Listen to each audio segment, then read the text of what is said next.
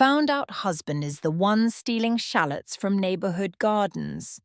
This has been going on for several years. I live in a small rural neighborhood with an HOA, where the houses are spread apart, but neighbors are expected to keep their houses and yards nice. As with most HOAs, some members can get a little carried away with the seriousness of it all. There will be passive-aggressive emails about escaped dogs, shirtless runners, unsightly fencing, etc. It really annoys my husband. I just laugh at it. Well, a few years ago, the neighbors got together and made a community garden in the center lot. There were a lot of emails sent about this, a lot of drama.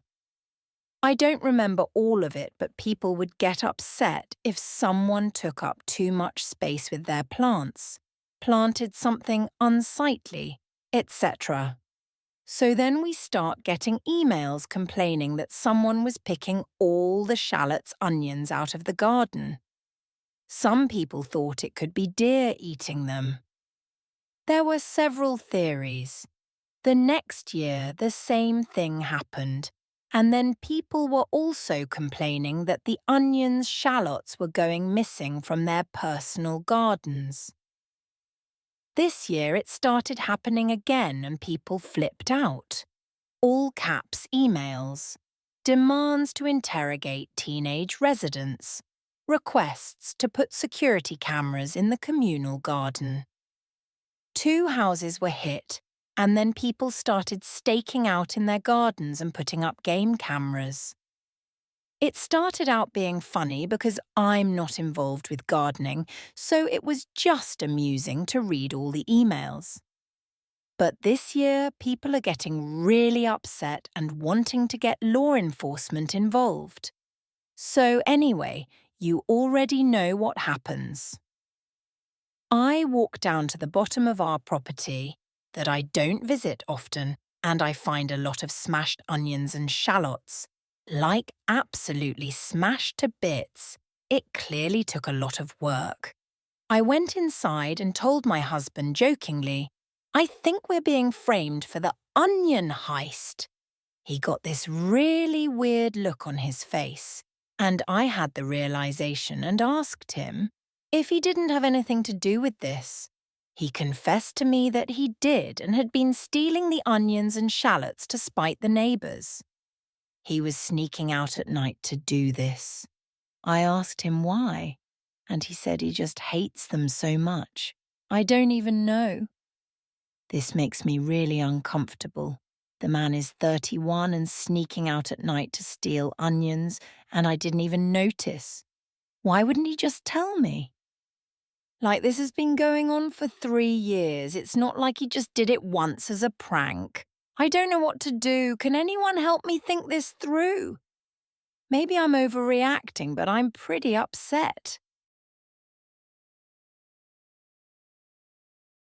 Okay, welcome to the deep dive. Today, we're doing something a little different, but still very much a deep dive. We're not just exploring a topic. We're diving into the language used in, well, a truly wild story. Ah, yes, the shallot story. I remember that one. Exactly. The neighborhood drama, the community garden, the missing shallots, the whole thing. It was quite something. Right. And that story wasn't just entertaining because of the plot. It was also fascinating because of the specific words used. That's so true. Language really shapes how we understand things, doesn't it? And the vocabulary in that shallot saga, it gives you a shortcut to really feeling the atmosphere. Yeah, the tension. The tension, the absurdity, honestly. So our mission today is to unpack some useful English words and phrases from that story. Think of it like a vocabulary boost, but, more fun because it's tied to this bizarre neighborhood dispute. Yeah. We've picked out words that are key. Key to setting the scene, describing the conflict, revealing the motivations, behind the great shallot heist. Let's start with setting the scene. The storyteller begins. I live in a small rural neighborhood. So, first word, rural. Rural. Pretty straightforward, this one. It just means, relating to the countryside. Somewhere away from a big town or city. So you picture open spaces, maybe farms. Exactly. Not skyscrapers. A common way you hear it is, like in the example, they live in a rural village. Simple enough. And in the story, hearing rural right off the bat, it sets an expectation, doesn't it? Like maybe quieter, closer knit. Potentially, yeah. But as we learned, quiet doesn't always mean drama-free. Haha. Definitely not in this case. So usage is just describing places away from cities. Pretty much. Contrasting with urban or suburban. Okay, and adding to that setting, the storyteller mentioned how the houses were laid out. Yeah. The houses are spread apart. Spread apart. Yeah, this just means far from each other, not close together. It's very visual. Like if you were setting up chairs. Exactly. Yeah. You might make sure the chairs were spread apart so people have space. So connecting it back, houses spread apart, fits with rural, right? It's not some dense suburban block. There's space. Totally. It emphasizes that, less crowded feel. The phrase just describes things or places having distance between them. Got it. Now, within this rural spread-apart neighborhood, there was a specific structure mentioned, an HOA. Oh boy, the HOA. Yeah, that's a really common acronym, especially in the U.S. Homeowners Association. What do they do exactly? Well, it's basically a group, usually residents, who manage the community. They set rules for the neighborhood, how homes and yards should look, that kind of thing. Rules about lawn mowing? Paint colors? All of that, yeah. Lawn maintenance, paint colors, fences. The example the source gave was perfect. The HOA said we have to paint our fence white. Shows their power over aesthetics. And the story says, I live in a small rural neighborhood with an HOA. Why is that detail important? Because it immediately signals this isn't just a random collection of houses. There's a governing body. Rules. So that explains why neighbors might get so intense about, missing plants. Exactly. The HOA structure kind of creates a system where small issues can blow up into official disputes. Understanding HOA is really key here. Adds that layer of formal regulation. Okay. And central to all the drama was the community garden. Right. A community garden. It's pretty much what it sounds like, a garden that's shared, maintained by a group of people in the neighborhood, often on common land. So a collaborative space. Yeah. Like the example, I grow tomatoes in our local community garden. You chip in. Yep. And the story directly says the neighbors got together and made a community garden. This is the crime scene, basically. The stage for the shallot disappearance. Precisely. Because it's communal, taking from it isn't just taking from one person, it's seen as taking from the group, which is why it became such a big deal. Makes sense. A shared space, leading to shared outrage. You got it. It emphasizes that collective effort and ownership. Okay, speaking of things HOAs and neighbors might get upset about, the story mentions things being considered unsightly. Unsightly. Yeah, it's a word for something unpleasant or, ugly to look at, often used when appearance matters, like in HOA rules. Like old junk in someone's yard. Exactly. Someone might call that unsightly. The example was, he built an unsightly shed in his front yard. It implies it looks bad, maybe even lowers property values to some. And the story mentions unsightly fencing and other potential issues. It really highlights the kind of complaints you get in these environments. Totally. It carries a tone of disapproval, based on looks. It's often used more formally or in rules to describe something not visually pleasing, not just ugly, but kind of violating an expected neatness. Right. Now, how people communicate, especially in conflict. The story hints at passive-aggressive behavior. Passive-aggressive. Such a useful phrase. It describes, acting angry or upset, but in a really subtle, indirect way, not confronting someone directly. So instead of saying, I'm mad, they might, make a sarcastic comment. Yeah, or use a certain tone, or write an email that hints at displeasure without actually saying it. The source's example is great. She didn't say anything mean, but her tone was very passive-aggressive. The words are fine, but the feeling behind them isn't. And the story mentions, there will be passive-aggressive emails about escaped dogs. That feels very HOA drama, doesn't it? Oh, absolutely. Instead of knocking on the door, it's a community-wide email like, friendly reminder about leash laws aimed at one person. It's classic conflict avoidance. Describes that indirect way of showing you're annoyed without really owning it. Exactly. Less about solving the problem, more about showing displeasure subtly. And in this kind of environment, people can get, maybe too invested.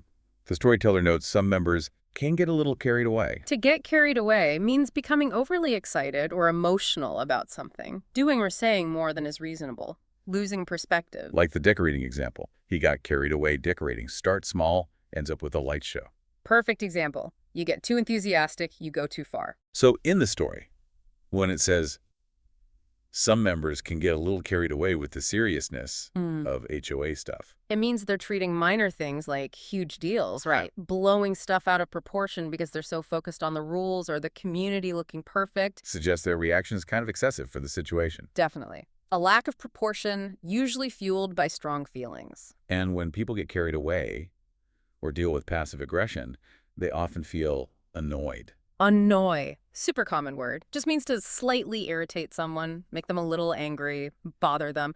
Usually about minor things. Like loud chewing or someone being late. The example is simple. Loud music annoys me. Relatable. Totally. And the storyteller says the whole drama really annoys my husband. That tells you his feeling about the emails, the rules, the disputes. It's not rage, but that background irritation. Right. That constant low-level frustration. Yep. Good word for that mild irritation caused by something unpleasant, but not, world-ending. And when you're annoyed, what do you often do? You complain. Ah, yes. To complain means expressing dissatisfaction, saying you're unhappy about something, that it's wrong or not good enough. People complain about everything. Bad service, the weather. Traffic. The example she complained about the noise is standard stuff. And in the story, the whole problem kicks off because people were also complaining that the onions were going missing. That act of complaining is key. It wasn't just noticing, it was voicing the problem. Probably in those passive-aggressive emails we talked about. It formalizes the issue, turns it from an observation into a community grievance. Exactly. Complaining is how you air dissatisfaction. And here, it was the catalyst for the whole neighborhood investigation. Okay, so the object of all this annoyance, the missing items themselves, shallots. Shallots, yeah, they're a specific vidi. Like onions, but usually smaller, milder flavor. The source mentioned they were often talked about alongside onions, which makes sense. Same family. And used in cooking a lot. Oh, yeah. Chopped in dressings, sautéed. The example was she used chopped shallots in the salad dressing. Very common. So in the story, the mystery starts because someone was picking all the shallotsonians out of the garden. They were being actively taken. Right. These little vegetables suddenly become the focus of this intense community drama. Their disappearance wasn't just about losing a plant. It was like a violation of the community garden spirit. Precisely. A transgression against the shared space. Before they suspected a human, though, there was another theory. Deer. Deer. Yep. Those medium to large animals with long legs. You see them in forests, fields. Males have antlers, and they definitely eat garden plants. You hear about them near rural areas, right? Like the example, a deer ran across the road. Exactly. So in the shallot story, blaming an animal seemed logical at first. Some people thought it could be deer eating them. Plausible explanation for missing garden stuff in a rural place. Represents the initial, less dramatic theory before things got neighborly. Right. Before suspicion turned human. So when the deer theory didn't hold up and the complaints continued, people took action. They started staking out the garden. Staking out. This means washing a place secretly. Carefully, usually over time, trying to catch someone doing something wrong. It implies surveillance. Like in cop shows, the police were staking out the house all night. Exactly like that. And the neighbors did it too. People started staking out in their gardens. That shows how serious it got. Hiding, watching, trying to catch the thief. Turning neighbor against neighbor, at least in their minds. Yeah, it definitely has that feeling of secretive observation, trying to catch someone, a planned watch. But even with the stakeouts, the shallots kept vanishing. And this lack of results, plus the ongoing theft, people flipped out. Flipped out. Yeah, that's informal but really descriptive. Means suddenly getting very angry or upset. Losing control emotionally. A big reaction. Often feels disproportionate, maybe. Can be. Like the example, my dad flipped out when I scratched the car. That sudden, intense anger. So when the story says people flipped out, it's not just annoyance anymore. No, this suggests outbursts, maybe yelling, strong emotions, probably fueling those angry emails mentioned in the original story. It conveys that sudden loss of composure, that intense reaction, adds drama. And these intense reactions led to demands. Demands, right. These are strong, firm requests. You're not asking politely. You're asserting your need or right to something, forcefully. Like a boss demanding results. The example was the boss demanded answers. that urgency. Exactly. And in the shallots story, the anger escalated to demands to interrogate teenage residents. Whoa! Yeah, that's a big step from just complaining. Huge. It shows the community was so carried away, had flipped out so much, they were making these serious confrontational demands about questioning kids over vegetables. Really highlights the emotional temperature, doesn't it? A forceful request, implying a right to get what's asked. Totally. Now, throughout all this, the storyteller mentioned they weren't directly part of the gardening bed. They weren't involved. To be involved means being part of something, connected to it, included in an activity. Right. Like if you weren't part of a decision at work, you'd say, I was not involved in that decision. So the storyteller saying, I'm not involved with gardening, explains their initial viewpoint. Yeah, it gives them that slightly detached perspective at first. They weren't personally invested in the garden itself, which maybe let them see the escalating drama as, well, kind of amusing before it hit home. Simple word, but important for context. Indicates participation or lack thereof. Exactly. Okay, so the big reveal. It comes from inside the storyteller's house. Her husband had been sneaking out. Sneaking out means leaving secretly, quietly, often at night, without permission, trying not to be seen. Like teenagers after curfew. The example was the kids sneaked out after bedtime to get ice cream. Classic example, and in the story, the husband admitted he was sneaking out at night to do this. This being taking the shallots. The sneaking out shows it was deliberate, secretive, trying to avoid being caught. Adds that layer of stealth. He wasn't just grabbing them, he was hiding it. From everyone, including his wife. And the reason he was sneaking out wasn't hunger, it was spite. Spite. Whew. That's a powerful motive. It's the desire to hurt or annoy someone, doing something mean just to bother them because you dislike them. Not for gain, just negative satisfaction. Like the example, he refused to help out of spite. Doing something just to be difficult. Precisely. Yeah. And the husband confessed he was stealing the onions and shallots to spite the neighbors. That word unlocks the whole bizarre motivation. He wasn't hungry, he wasn't selling them. Nope. He was doing it purely to annoy the neighbors who had, flipped out and gotten carried away with the rules. It turns the crime from simple theft into malicious mischief, fueled by resentment. Wow. Spite really emphasizes that negative intention. Doing something just to annoy someone you resent. Petty, but potent. And when the storyteller found the shallots he'd taken, they weren't just hidden, they were smashed to bits. Smashed to bits. Very emphatic phrase. Means completely broken, destroyed into tiny pieces. Like dropping a glass. The vase fell and was smashed to bits. Total destruction. Yep. And the story describes smashed onions and shallots, like absolutely smashed to bits. That detail is crucial. He wasn't just taking them, he was destroying them. Which fits the spite motive perfectly. Ruining something they valued. Exactly. It's an informal but really strong way to say something is totally broken. Thorough destruction. Okay, so before the husband confessed, the storyteller finds these smashed shallots on their property and jokes, I think we're being framed. To be framed means being wrongly blamed for something. Someone deliberately makes you look guilty. Common in crime shows, right? He was framed for the crime by someone else. Set up. Exactly. So the storyteller's thought, I think we're being framed for the onion heist, comes from seeing the evidence, the smashed shallots discarded right there. Makes her wonder if someone else did it and was trying to pin it on them. It implies that deliberate setup to make someone look guilty. And speaking of the crime, the storyteller calls the whole thing the onion heist. A heist usually means a big dramatic theft, like stealing diamonds, money from a vault, often involves planning. Like the example, that movie is about a diamond heist in London. So calling stealing shallots from a garden a heist is deliberately funny, as in the onion heist. It uses this serious dramatic crime word for a petty neighborhood incident. It highlights how over the top the reaction was. Underscores how seriously the community treated this minor theft.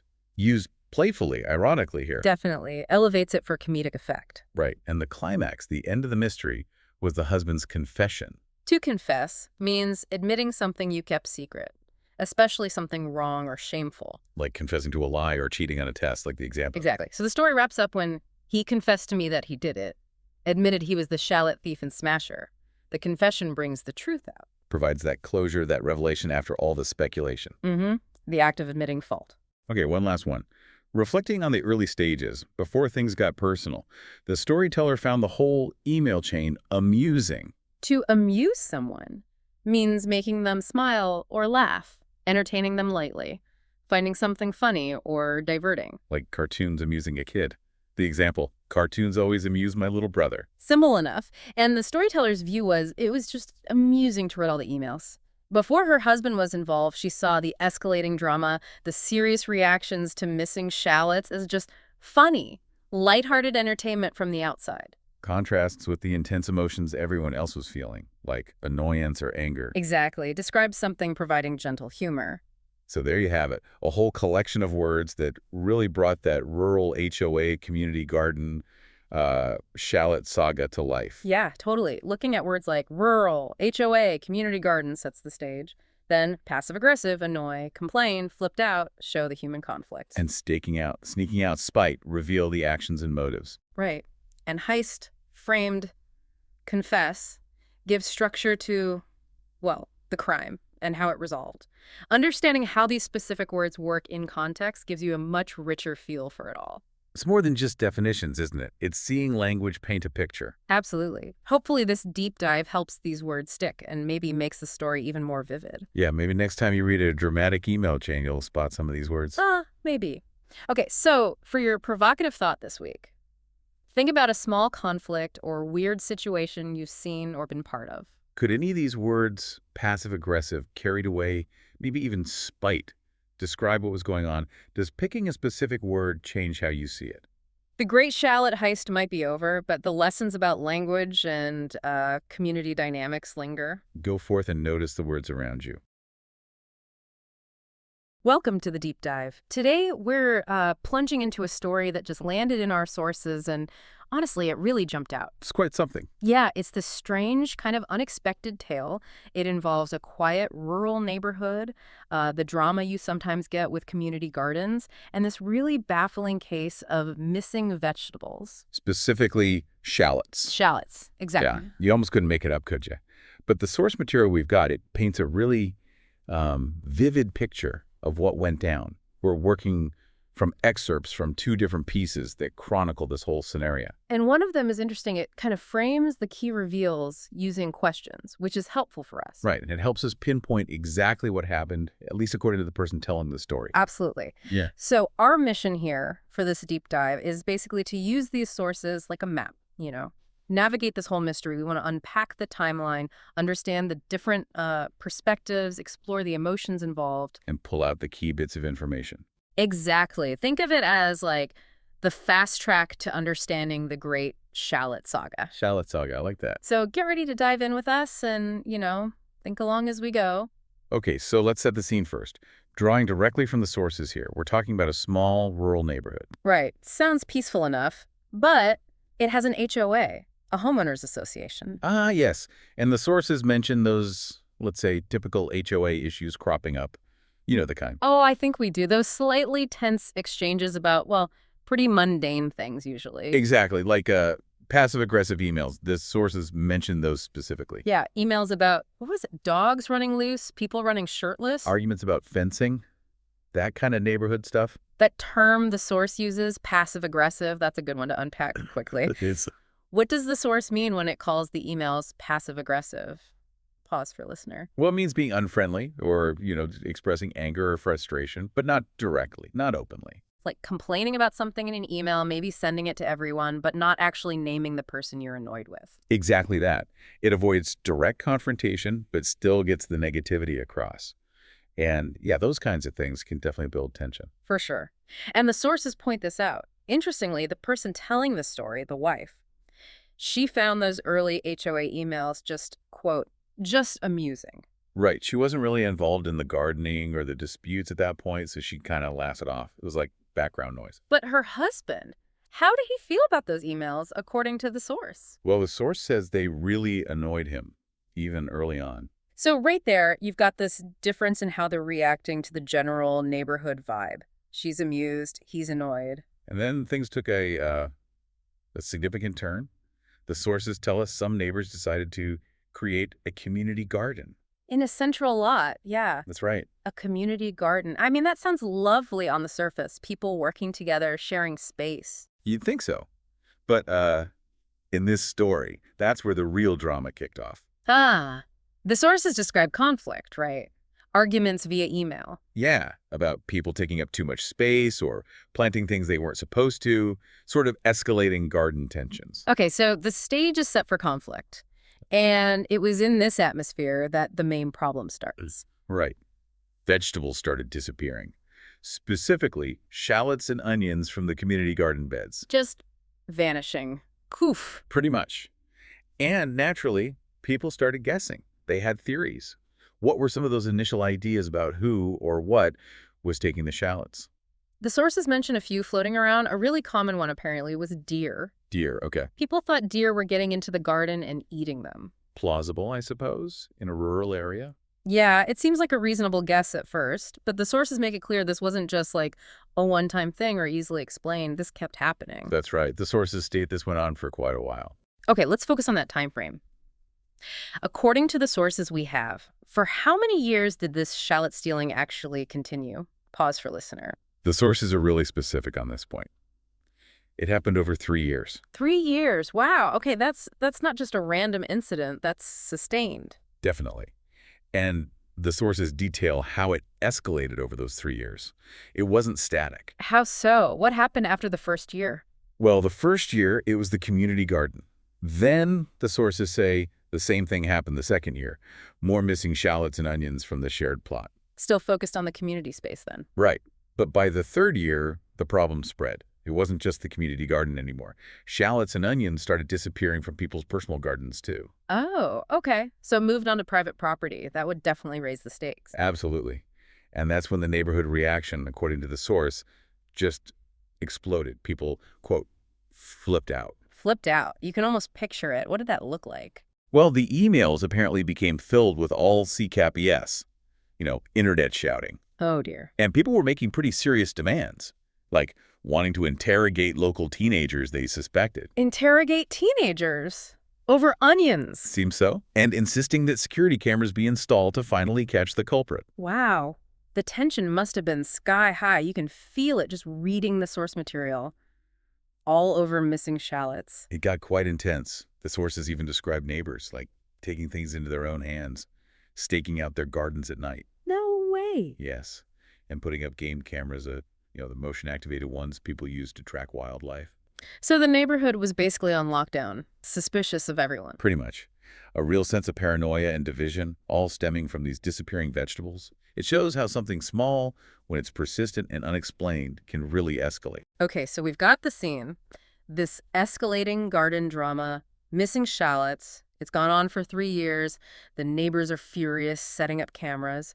Now, let's get to the absolute core of the mystery, using what the sources reveal.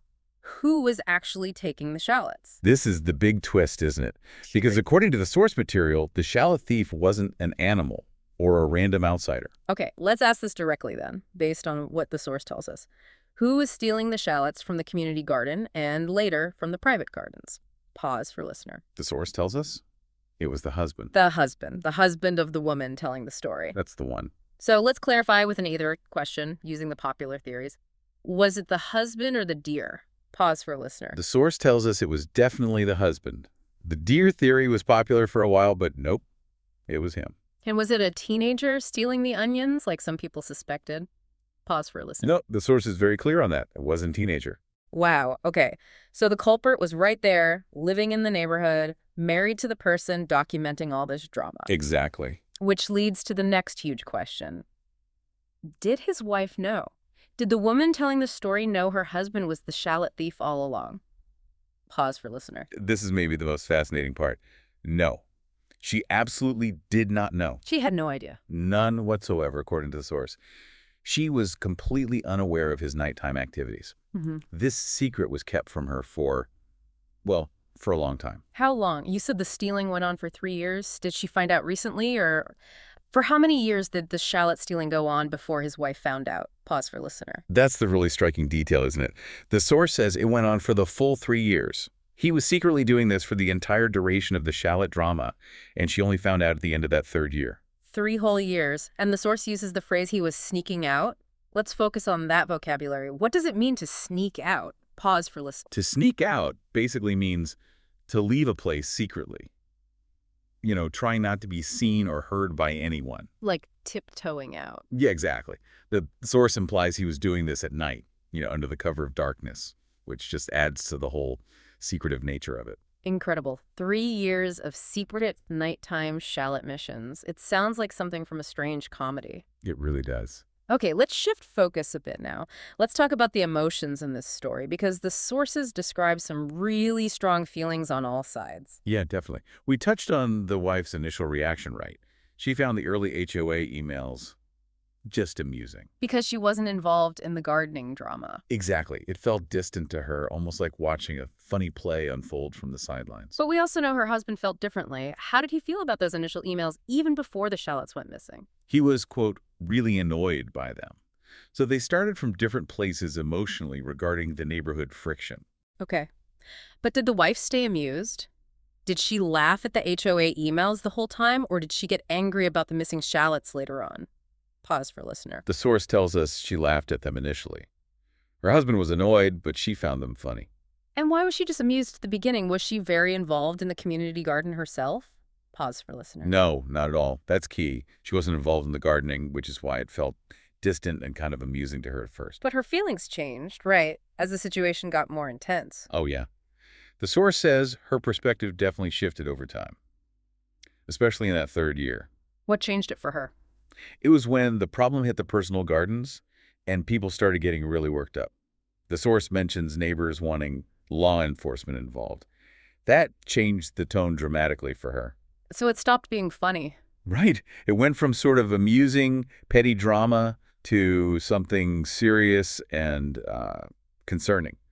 The neighbors' intense reactions made it feel much more real. Okay, now let's think about the husband's feelings.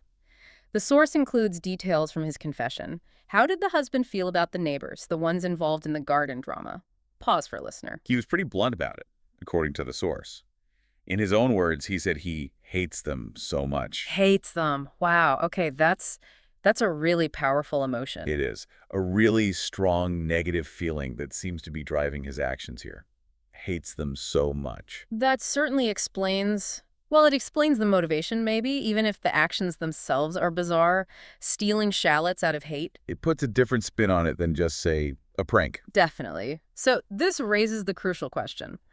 How did the wife feel after he confessed? After she finally learned the truth that her husband was the secret shallot thief? Pause for listener. The source describes her reaction very clearly. It says she was upset and uncomfortable. Upset and uncomfortable. Yeah, I can imagine. It wasn't like, oh, honey, you rascal. No, not at all. It wasn't a lighthearted moment of discovery for her. Learning your husband has been secretly engaged in this 3-year campaign of petty vandalism against your neighbors, basically. Well, you were either laughing at the situation or starting to get genuinely concerned yourself. Yeah, that's a huge shock. A massive shock. And the sources mentioned her confusion after his confession, too. She had all these questions swirling. Like what? Like, why didn't she notice anything? Why wouldn't he tell her, his own wife? And why did it go on for 3 years? Why wasn't it just a one-off prank if he was annoyed? She questions if she's overreacting, the source says. Yeah, she wonders that. Yeah. But the source also states plainly that she is pretty upset, and understandably so. It clearly wasn't just a minor secret. 3 years of doing this, driven by that intense dislike, that hate he expressed, reveals something much deeper going on. Exactly.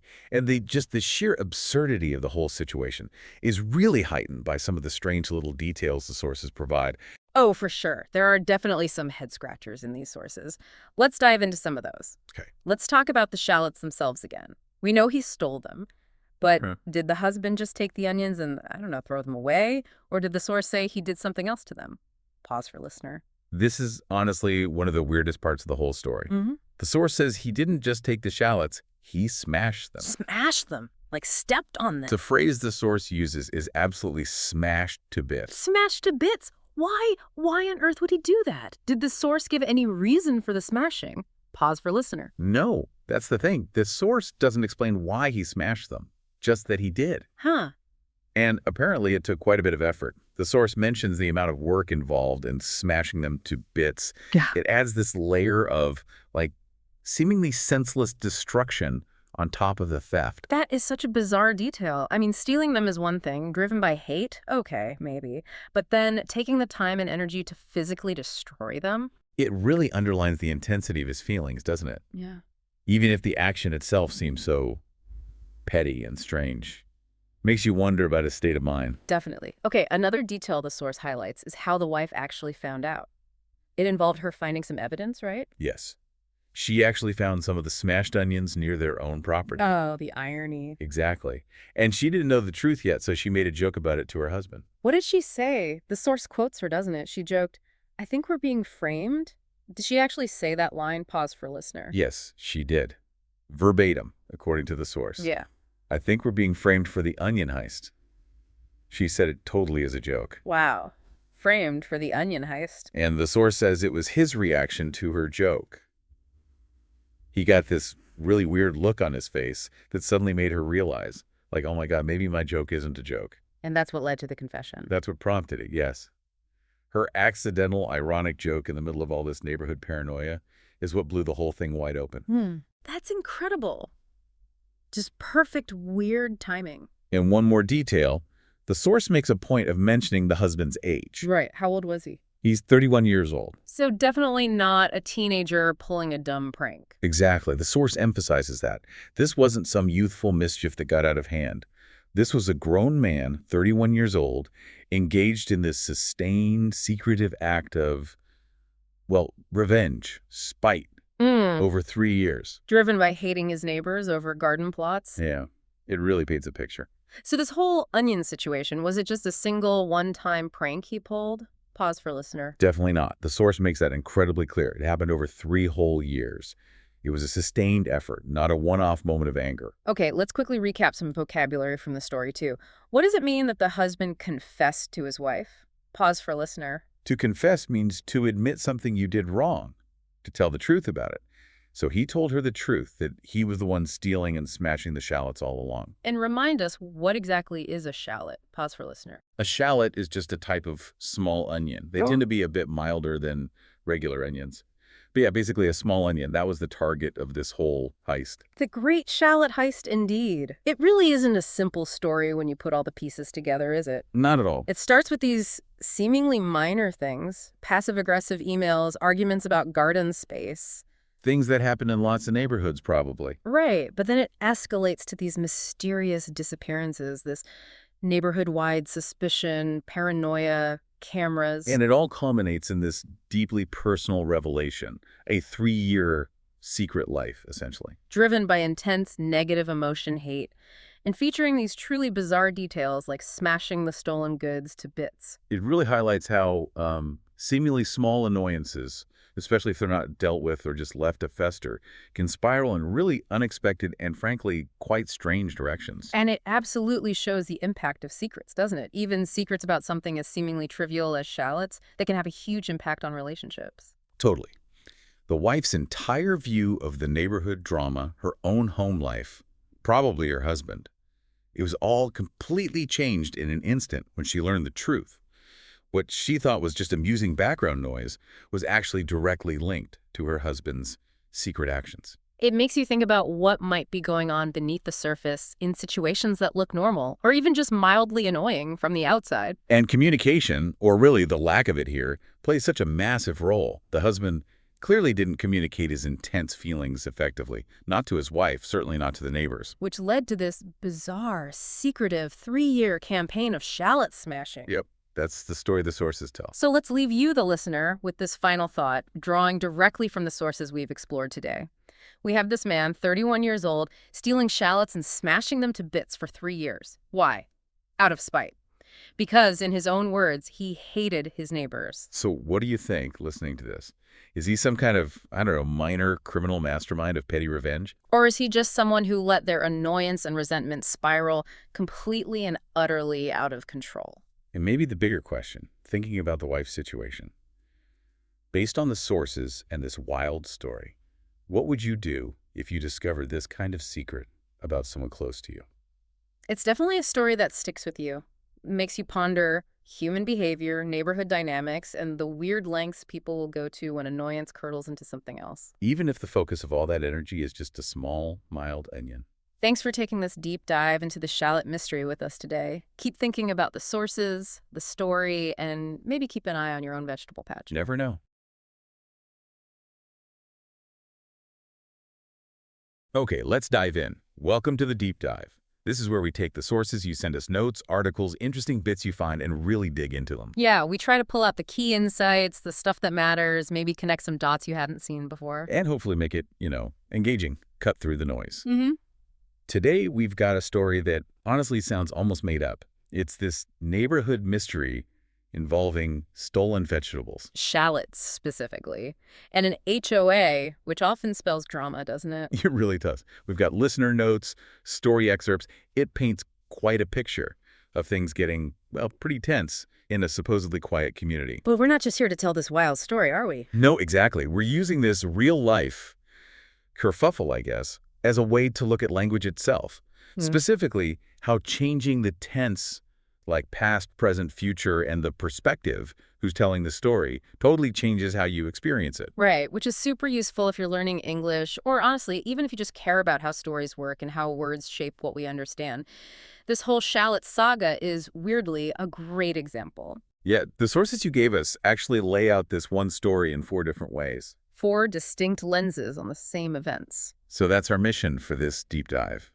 Walk through each version. Feel how the story shifts. See what each way of telling it emphasizes, Okay, so let's set the scene first. The sources describe this place as, like, a semi-rural neighborhood. Houses aren't right on top of each other. But there's a homeowners association, an active one. Active is one word for it. The notes mention it being maybe a bit particular, sending out those passive-aggressive emails. Oh, yeah. Complaints about, like, dogs getting out, fences not looking right, even people running without shirts on. That kind of low-level background annoyance is actually pretty key here, I think. Definitely sets a mood. So into this mix, they decide to build a community garden on a central lot. Sounds nice, right? You'd think so. Yeah. But according to the notes, it quickly becomes another source of friction. Arguments over plots, what people are planting. And then the mystery starts. Shallots and onions. They start vanishing from the garden. Poof. Them. At first, the assumption is, okay, dear, it's rural-ish. Makes sense. Yeah, plausible. But then it keeps happening. The next year, more disappear. And not just from the community garden plots. No, it's personal gardens, too, people's own yards. And that's when things really kick off. The emails go from passive-aggressive to just aggressive. All caps, the sources say, demands to, get this, interrogate the local teenagers. Interrogate teenagers. About shallots. You can just feel the neighborhood tension ratcheting up. Totally. People are getting really worked up, installing cameras, security lights. Some folks start doing stakeouts, apparently, putting up game cameras, like they're tracking Bigfoot, but for vegetables. The sources even mentioned people wanting to call the police over onions and shallots. So yeah, the scene is set. High drama over root vegetables. Now let's get into those 4 versions from the sources. Okay, version 1. This tells the story in the present tense, using a third-person narrator. So talking about a woman, her husband, people. Right, and the present tense makes it feel like it's happening right now. Like we're watching a live feed. It often feels more immediate, maybe a bit more dramatic. We don't know the ending yet. Let's try it. Okay. A woman lives in a small rural neighborhood. HOA is very active. Her husband gets annoyed constantly by these HOA emails. A community garden is created. Drama begins. People argue. Then shallots and onions are disappearing. People think it's deer. But next year, more go missing. From personal gardens, too. Everyone gets upset. Emails fly. All caps. Demands for cameras start. Tension builds. Then one day, the woman walks down near their property line, and she finds smashed onions. Smashed up. She jokes, hey, I think we're being framed for the onion heist. And right then, her husband looks guilty. He confesses. He says he is stealing them. Why? Just to spite the neighbors he finds annoying. He is sneaking out at night to do it. She is just shocked. He's 31 years old. Sneaking out. She feels upset. She doesn't know what to make of it. Her husband, this secret vegetable vendetta. Wow. Yeah. That present tense, it really puts you in that moment of shock with her, doesn't it? It really does. You feel the immediacy. Okay, so that's version 1. Now, version 2 from the sources. This is the past tense. Still third person, but it's described as the original telling. So now it's a recounting, something that happened. The feel changes, right? It's more narrative, maybe more reflective, looking back on events. Exactly. The drama feels maybe less immediate, more like a story being told after the fact. Let's try that tone. A woman lived in a rural neighborhood, HOA, very active. Her husband was constantly annoyed by the passive-aggressive emails. Yeah, and the sources mentioned those specifics, the shirtless runners, the fences. That history of annoyance was there. Right. A few years ago, the neighbors built this community garden, and soon enough, people began complaining. Shallots and onions were missing. At first, they thought deer were responsible. But it kept happening. Personal gardens were affected, the emails became more aggressive, all caps, interrogate the teens, put up cameras. People got really upset, wanted law enforcement involved. The past tense lets you see that escalation over time, event after event. It lays out the history. Then one day, the woman walked to the edge of their yard, and she found smashed shallots. The source said, smashed to bits, like deliberately. She joked, I think we were being framed. Past tense joke, too. But her husband looked nervous. She asked him. He confessed. And here's that key detail from the sources, using the past perfect tense. He had been sneaking out. Right. That had been tells you this wasn't new. It started in the past and continued right up until that moment. It emphasizes the duration. Yeah, and the original source apparently gives more detail on her past reaction. She felt confused, upset. How hadn't she noticed her 31-year-old husband doing this for 3 years? 3 years. It wasn't just a prank. No. She wondered why he hadn't told her. She felt she might be overreacting, but she was definitely upset. The past tense lets us process all that history and her reaction to it. It makes the whole bizarre sequence feel like a completed chapter, even if a strange one. Okay, now for a big shift. Version 3. We move from third person, looking from the outside, to first person. We hear from the husband. This is huge. We're inside his head now, using I and my. It doesn't mean we agree with him, but we get his rationale, his feelings, the tone here. Maybe a bit resentful, still annoyed by the HOA, maybe a little sheepish now he's caught. I'll give it a go. Let's hear the shallot thief's confession. Adopts husband's likely tone. Look, I've hated our HOA since we moved in. They act like they own the place, you know, sending emails about every little thing. Shirtless runners, fences, seriously. You can feel that long-term resentment straight away. I've hated, started in the past, still feels it now. So when they built that stupid community garden, that was kind of the last straw for me. All the rules, the complaints, it was just ridiculous. More HOA control. But the garden became a symbol for him. Yeah, so I started sneaking out at night. Took shallots, onions, whatever. It actually felt pretty satisfying, I gotta admit. Not trying to hurt anyone, just annoy them, make them wonder. All their rules, their cameras, useless. There it is. His motivation. Passive-aggressive rebellion via vegetables. And first person lets us hear that internal justification, unfiltered by anyone else. This went on for years, like 3 years. Then one day my wife found those smashed shallots near our yard. She joked about us being framed. Uh-oh. Yeah, seeing her joke about it, knowing it was me, like, I couldn't lie anymore. I told her. The confession from his side. So now she's upset, and I don't blame her. 3 years. Yeah? Yeah, maybe. Maybe I took it too far. Maybe I should just, I don't know, ignored the emails. That couldn't lie anymore. And maybe I took it too far. Adds layer, doesn't it? A hint of consequence, maybe regret. Yeah. First person really gives you that inside view, even if the view is, well, odd. It forces you to grapple with his perspective directly. You get the why from his angle, which is different from just knowing the what. Okay. Past, present, inside the husband's head. One more version. Version 4 looks to the future. What might happen next? This one uses words like will, may, might. It's all speculation, looking ahead at the potential fallout from this whole shallot mess. The tone is maybe curious. What does happen after something this weird? So the confession is out. What's next for Team Shallot and the neighborhood? Well, sources suggest the wife will probably talk to him, seriously talk. Her reaction wasn't just, oh, well. Yeah, makes sense. She may ask him to apologize or, gosh, maybe even confess to the HOA. Can you imagine that meeting? Chuckles. Right. Hi, everyone, about the shallots. Meanwhile, the HOA might just double down, might put up even more cameras, more rules. Oh, definitely. And, you know, people will keep talking about the shallot thief. This is instant neighborhood legend status. For sure. And the husband. What about him? Maybe. Maybe he will learn better ways to handle his HOA frustration. Maybe run for the board himself.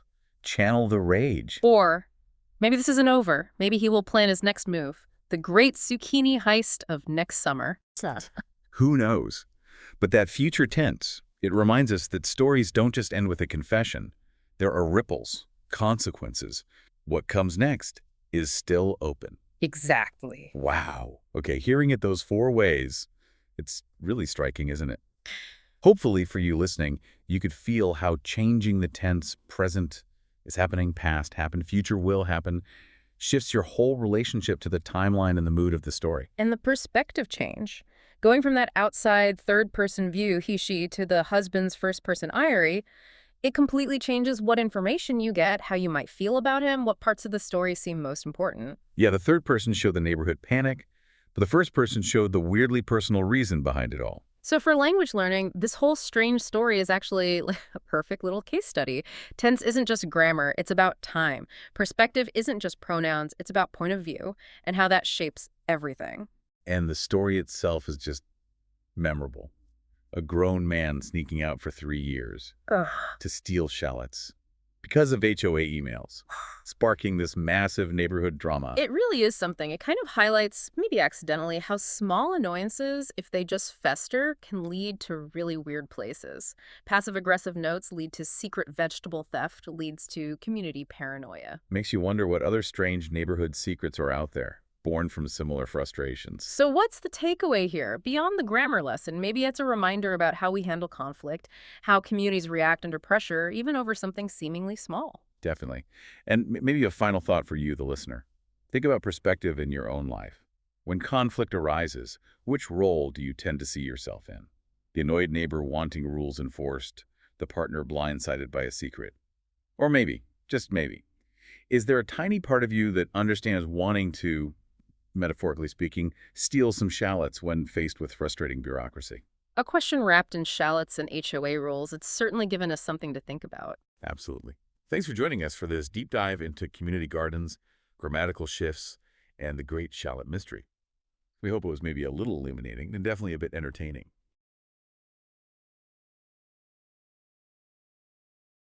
Welcome back to the deep dive. Today we're jumping into our grammar analysis by story section for the English Learning Marathon. It's a bit different, yeah. Yeah, it is. We've got this really quite amazing story called Found Out Husband is the One Stealing Shallots. Yeah, that title. And we've also got some grammar reference materials to help us unpack it. Exactly. So the plan is we use this story, this whole shallot situation, as a kind of lens. A lens to look at English grammar, like a treasure hunt. Pretty much. We'll find examples of different grammar points right there in the story. Seeing them used in a real kind of funny context makes them stick, you know? Okay, I like it. So we'll walk through some key grammar topics, look at our sources for the rules, and then spot them in this story about missing vegetables. And maybe a bit of neighborhood drama. Let's start with how stories about the past usually get told. Right. So if you're telling a story, talking about things that already happened, your main tool is usually the past simple tense. Our grammar source confirms that. It's for actions that finished, done, over, at a specific time in the past.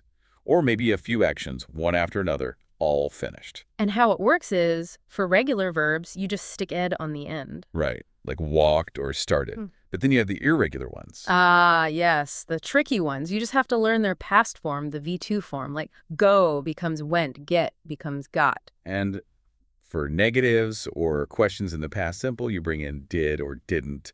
And then the main verb goes back to its basic form, no ed. Okay, so this shallot story, it's packed with past simple, isn't it? It's telling us what happened step by step. Absolutely.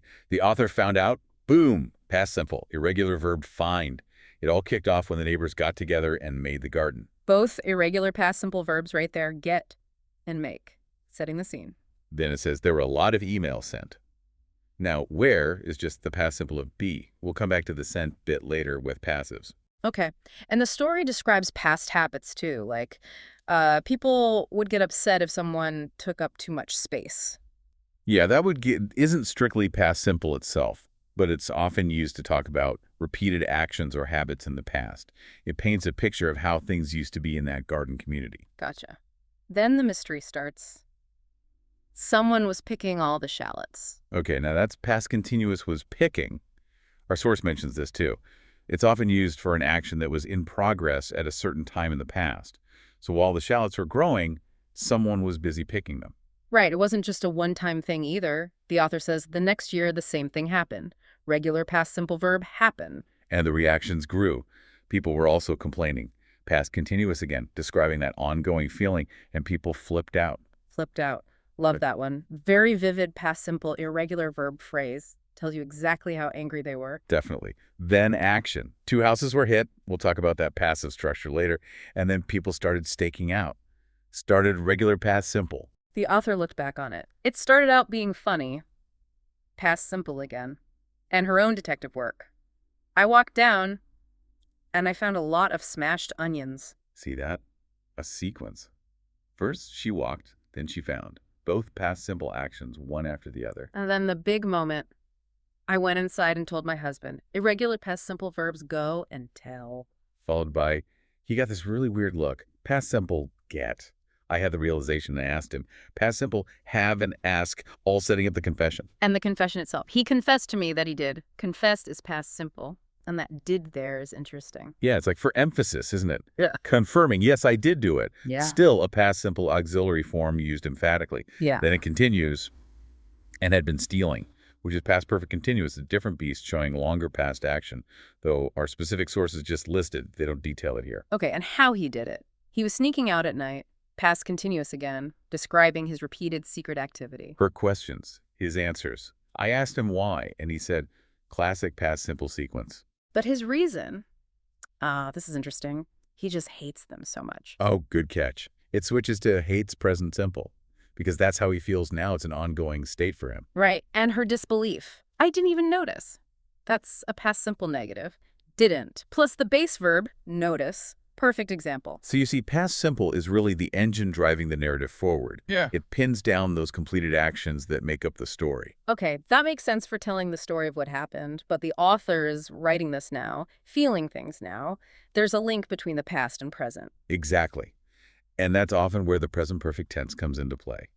Our source says it connects the past to the present. Things that happened at an unspecified past time but matter now, or things that started in the past and are still going on. And the structure is have or has plus the past participle, the V3 form. Right. And there's also the present perfect continuous, which is really strong for actions that started back then and are still happening or just finished. Our source notes this structure, has or have been, plus the ing verb. And this story gives us a textbook example, doesn't it? It really does. The author says, this has been going on for several years. This meaning the whole shallot stealing and the drama. Exactly. The action going on started years ago, and it's clearly still relevant, still happening in the context of her writing. It connects that whole past period directly to our present situation. So has been going on really nails that long-term, still unfolding aspect. It's not over. Precisely. It tells you this isn't just ancient history, it's a current problem. Okay, shifting gears a bit.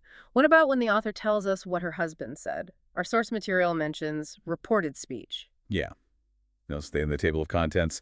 The excerpts don't break it down fully, but the basic idea is you're reporting someone else's words, but maybe not exactly word for word. You're conveying the meaning. And we see that with the confession, right? She writes, he confessed to me that he did and had been stealing. And also his reason. Russia. He said he just hates them so much. So confessed and said are the reporting verbs. They introduce what he communicated. Sometimes you see that after them, like confess that. But sometimes it's left out, like he said he just hates them. Exactly. It's a way to summarize or integrate what someone else said into your own narrative. Very useful for storytelling, especially for, well, bizarre confessions like this one. Okay, let's talk modal verbs. Our Grammarly source mentions these helper verbs like can, could, should, must, might. Those guys. Right. And they add extra layers of meaning, don't they? Like possibility, ability, permission, necessity, stuff like that. Usually followed by the base verb form no to. So where do they pop up in the shallot story? I remember reading some members can get a little carried away. Yeah, can get. That suggests it's possible. Or they have the ability, maybe the tendency to get too serious.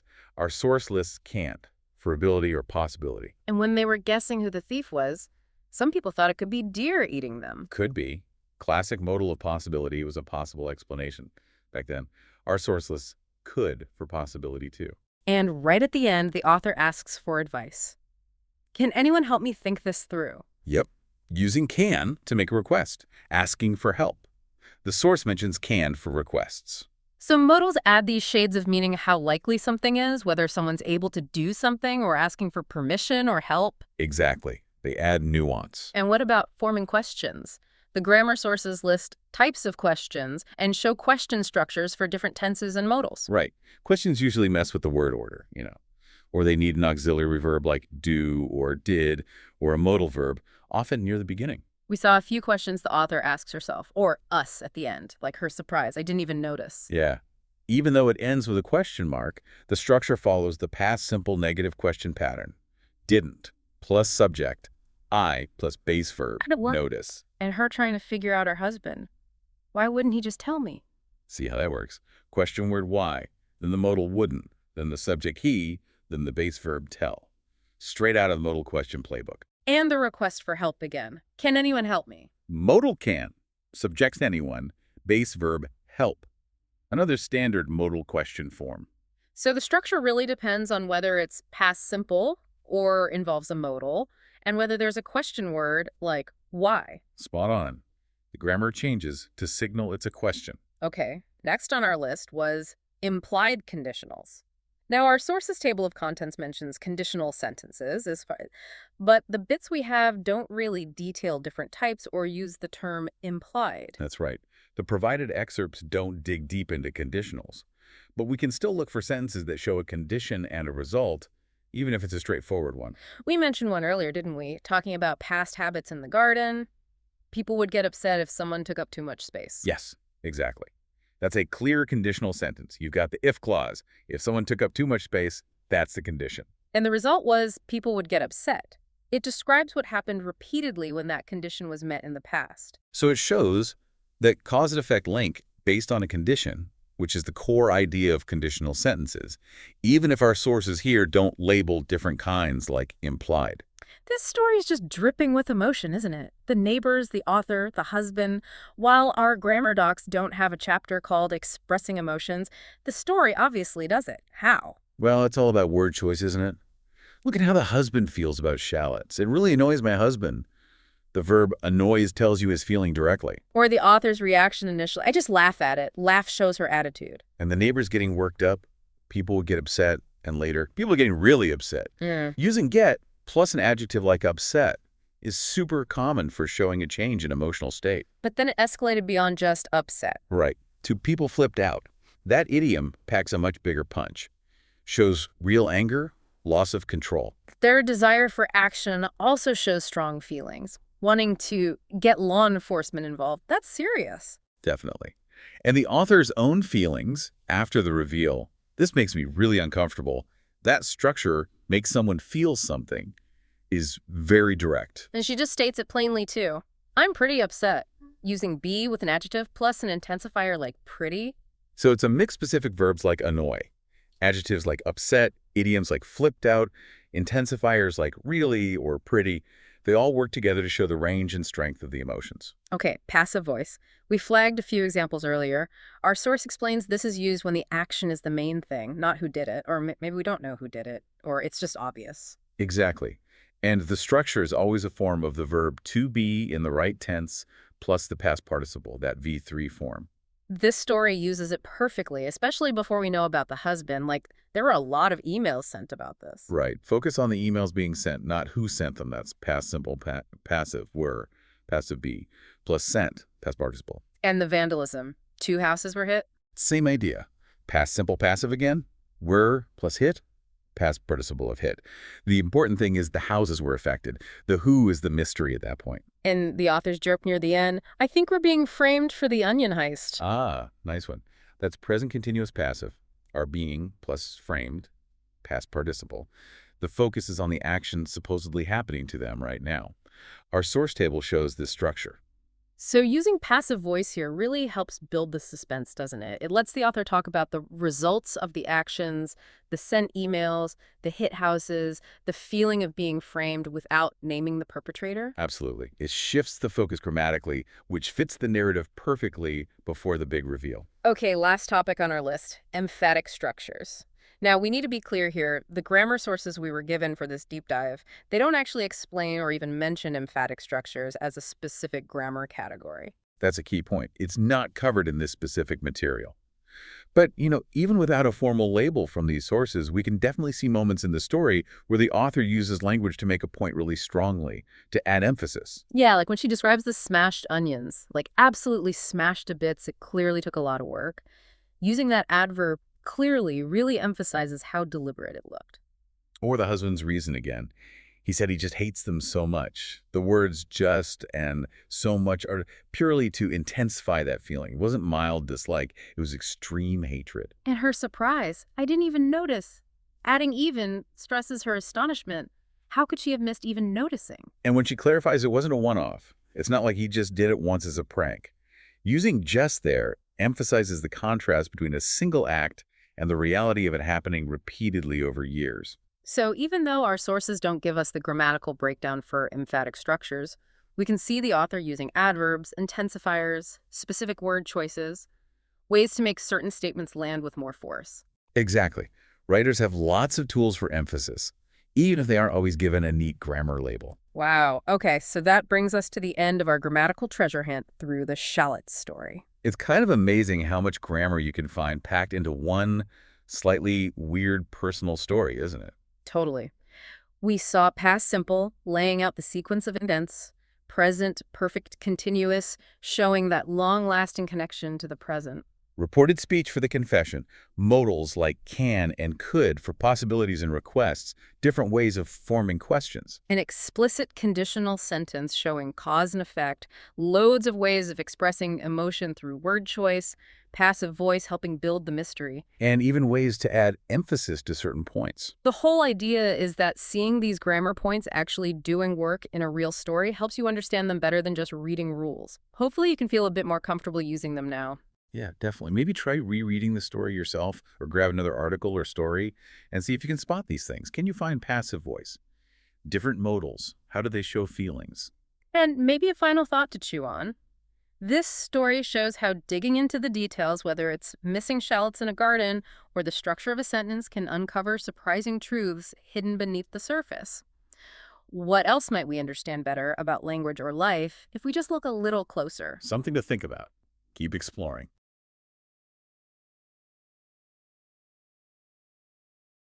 All right, welcome to the deep dive. We're doing something a bit different today, but it's something that can really make a huge difference in how you use and understand English. Definitely. This deep dive is part of our English learning marathon. And, well, our mission is to really unpack some fundamental English grammar structures. That's right. We've been, digging into some source materials that lay out these building blocks for clearer English, understanding these structures. It isn't just about getting rules right, is it? It's really about gaining precision, expressing yourself clearly. Exactly. So we're going to explore passive voice, past simple, present perfect, and modal verbs. Yeah, these are just everywhere in English, aren't they? Whether you're reading, listening, or, trying to tell your own story. So let's not wait. Let's just jump straight into this deep dive right now. Okay, let's kick things off with the passive voice. It can feel a bit tricky sometimes. Yeah, like why do we even need it? What is it fundamentally? Well, think about how we usually make sentences. Active voice, right? The subject does the action. Right. Like the sources say, his parents love him. The parents are the subject. They do the loving. Simple. Right. Or, I did my homework yesterday. I'm the subject. I did the action. Straightforward. Now, the passive voice, it shifts the focus. The subject of the sentence actually receives the action. So the original object, it often becomes the new subject. So using those same examples from the sources, in passive, they become, he is loved by his parents. Right, he is the subject now. Exactly, and he's receiving a love. And my homework was done by me yesterday. The homework's the subject, getting the action done to it. Okay, so the big difference is the subject doing it, or is the action happening to the subject? Got it. Got it. How do we actually, build that sentence? What's the structure? The core structure is always the verb to be. Okay. In whatever tense you need, followed by the past participle of the main verb. The V3 form, right? Right. Or the AED one for regular verbs. Exactly, the V3 or ED form. And, this is important, you can only really form the passive with transitive verbs. Transitive, meaning verbs that take an object. Precisely, verbs that need something to act upon.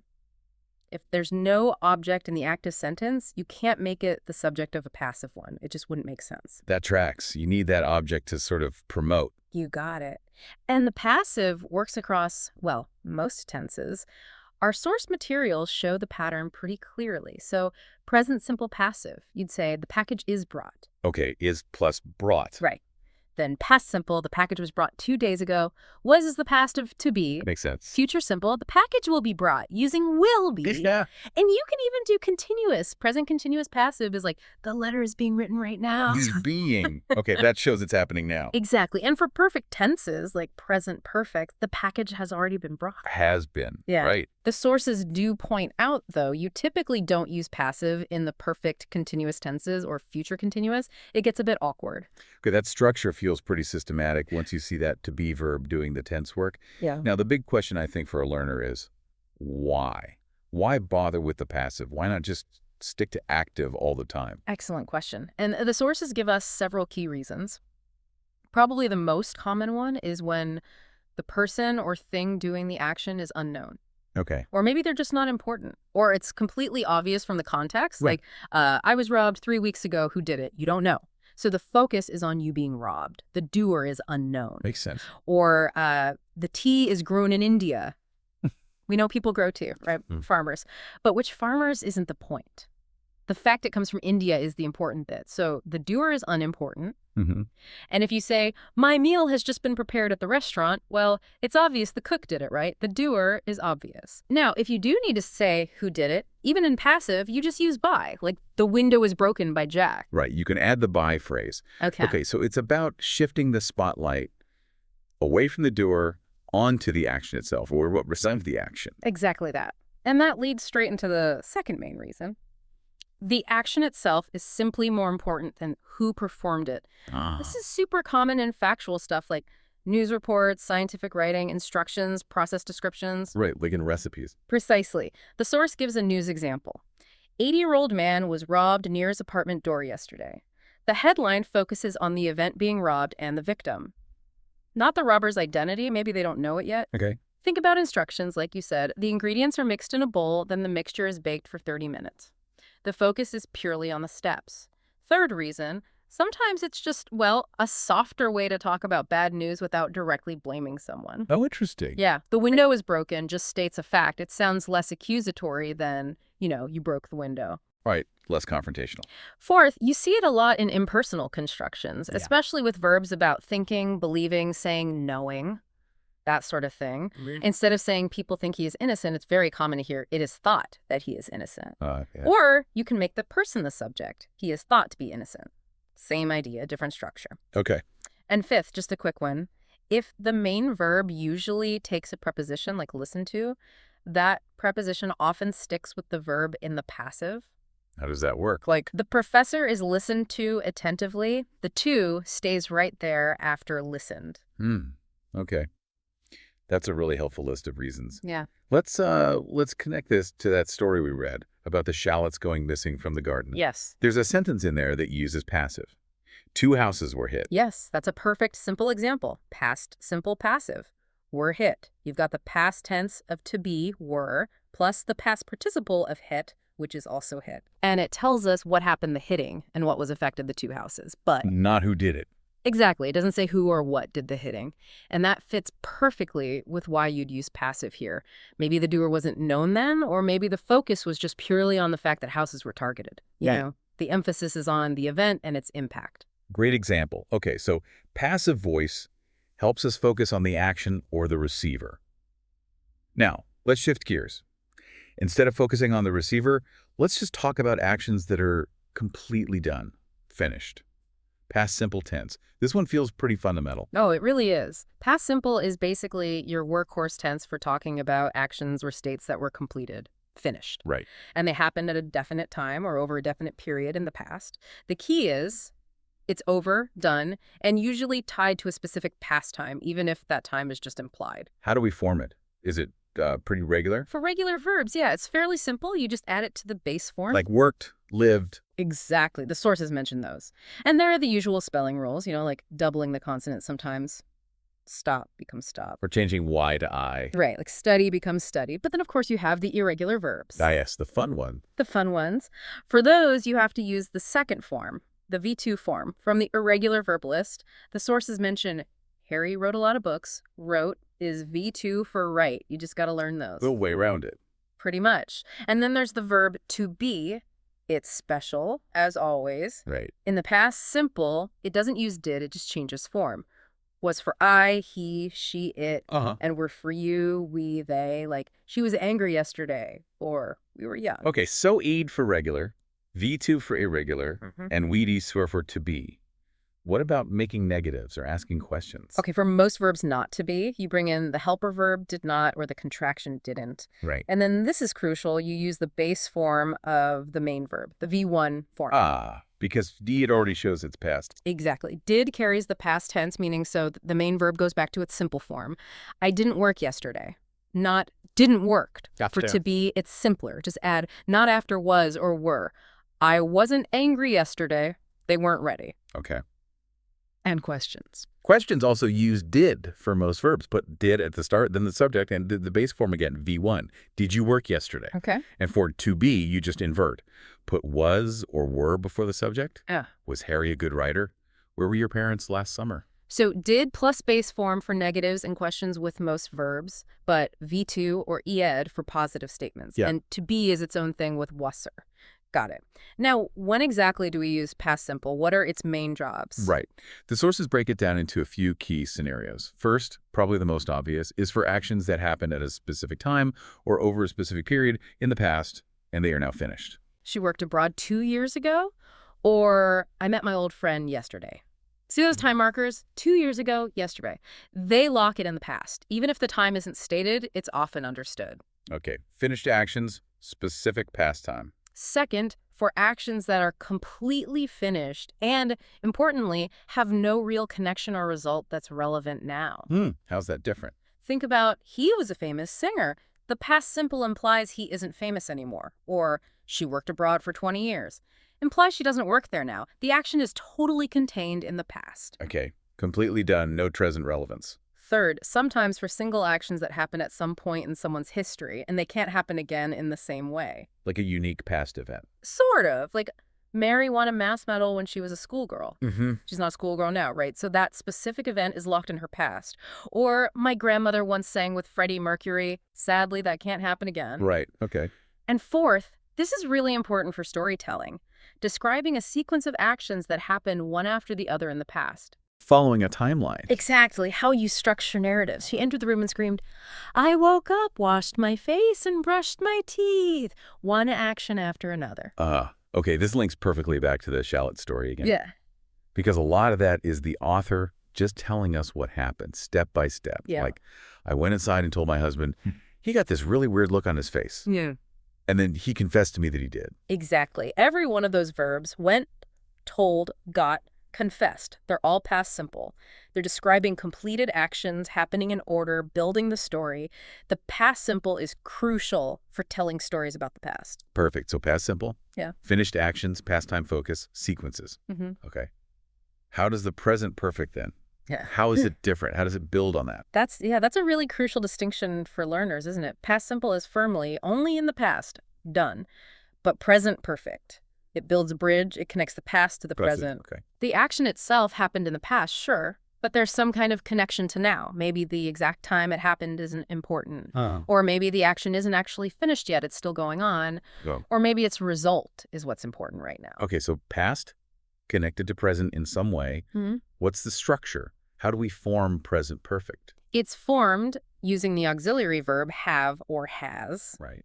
Plus the past participle again, that V3 or ed form of the main verb. Same V3 as in passive. Same one. You use have for I, you, we, they. I have worked. We have seen that movie. Okay. And you use has for he, she, it. She has worked. He has seen that movie. Right. And remember V through for irregulars. I have dug a hole. And contractions, of course, are super common. He's, she's, you hear those all the time. Definitely. And negatives and questions, similar pattern. Yeah, pretty straightforward. For negative, just add not after have or has. I've not dug a hole. Or, more commonly, I haven't dug a hole. Okay. Or Kate hasn't been to Paris yet. For questions, you invert, put have or has before the subject, then the past participle. Have I dug a hole? Has he just finished his first book? An information question. Question word first, then the have-has structure. What has he just finished? Okay, structure seems manageable. Now let's get back to those specific uses. That past-present link. What situations call for present perfect? The sources highlight two main areas. First, for completed past actions where the result now in the present is the important thing, but the exact time it happened. Not specified or just not the point. You mean example? Okay, I've done this job well. The job is finished, yes. Yeah. But the point is the result now. The job is well done. Maybe your boss is pleased now. Okay, the present consequence. Exactly. Or she has found this kitten outside. The finding happened in the past, but the result now is she has the kitten. That's the focus. Right. Or a negative example. We haven't bought new chairs yet. Our kitchen is empty. Not buying is a past continuing situation, and the result now is the empty kitchen. Okay, focus on the present result of a past action.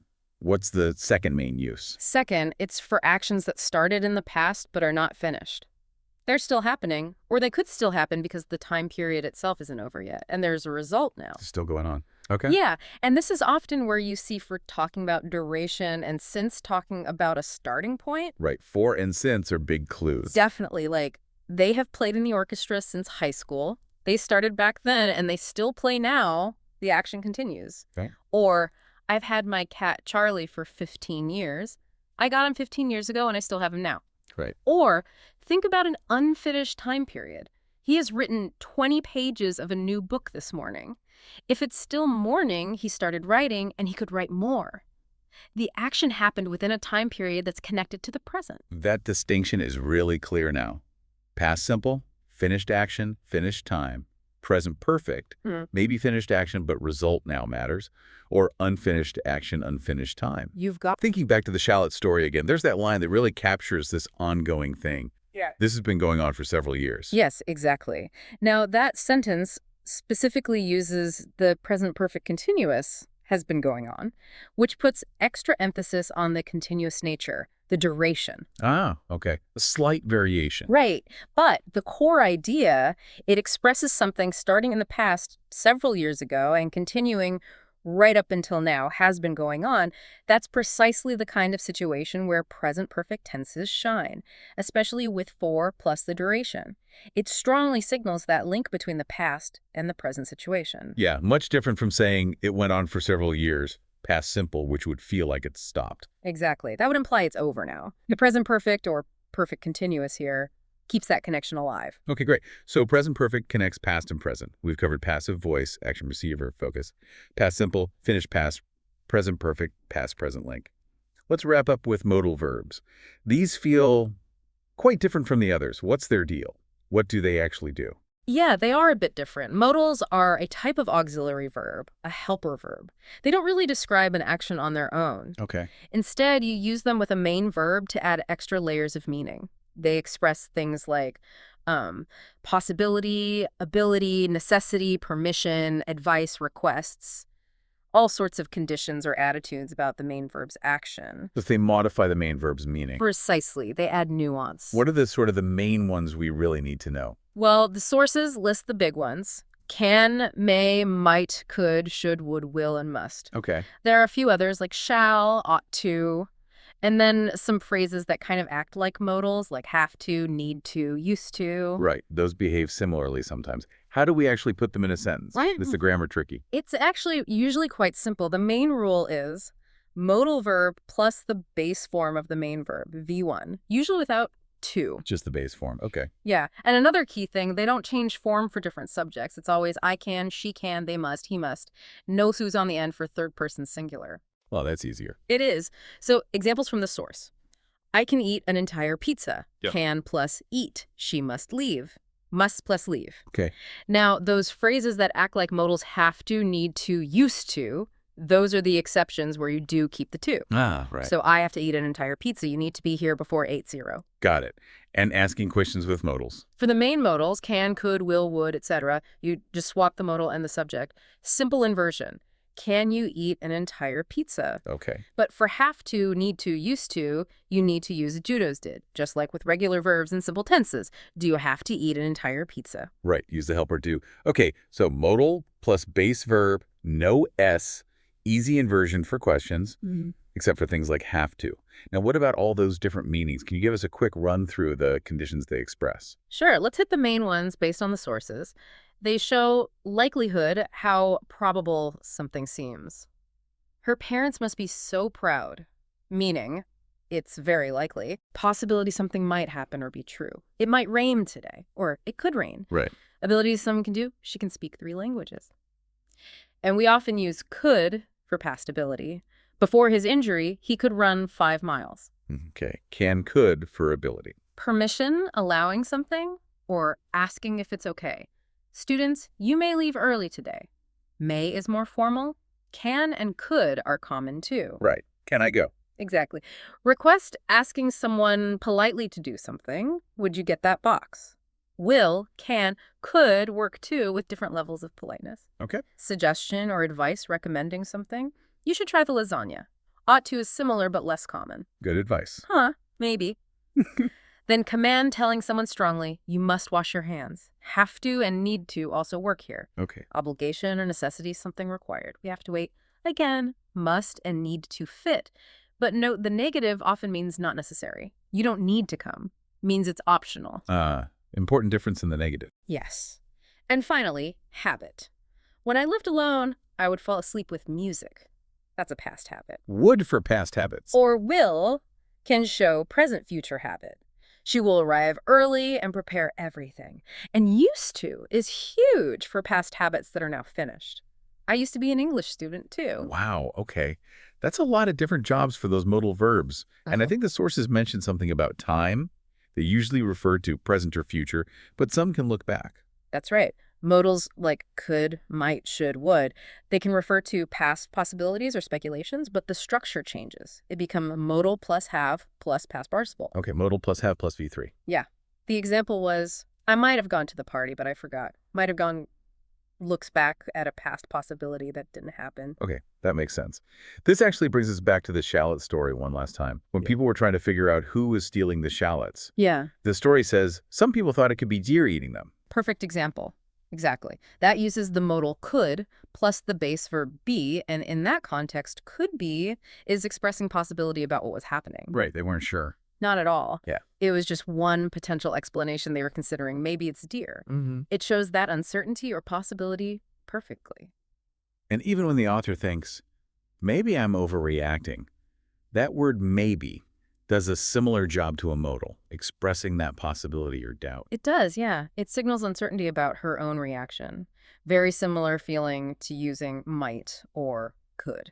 This has been incredibly helpful, really. We've taken a proper deep dive into 4 really key areas of English grammar. Passive voice, past simple, present perfect, and modal verbs. Yeah, and hopefully you listening can really see how getting a handle on these structures gives you so much more flexibility, more precision in your English. Definitely. You know, you gain that power to choose your focus, the action or the recipient with the passive. You can clearly place events in the finished past with past simple. You can connect past things to your present reality with present perfect. And you can add all those shades of meaning, possibility, obligation, advice, using modals. Absolutely. These aren't just abstract rules, are they? They're real tools for communicating more effectively, more clearly. So we really encourage you to look back at these examples. Maybe grab a text you're reading, see if you can spot these structures. Ask yourself why the writer chose that structure, and then, practice using them yourself. Yeah, definitely practice. And maybe a final thought to leave you with. Just consider how much meaning is packed into the way we structure our verbs in English. It's quite amazing, really. It is. So how might consciously noticing these structures when you read, when you listen, and then actively trying to use them correctly when you speak or write, how might that change things for you? Not just your accuracy, maybe, but your ability to express exactly what you mean and to understand those subtle differences when you hear Aslish. Keep exploring those patterns.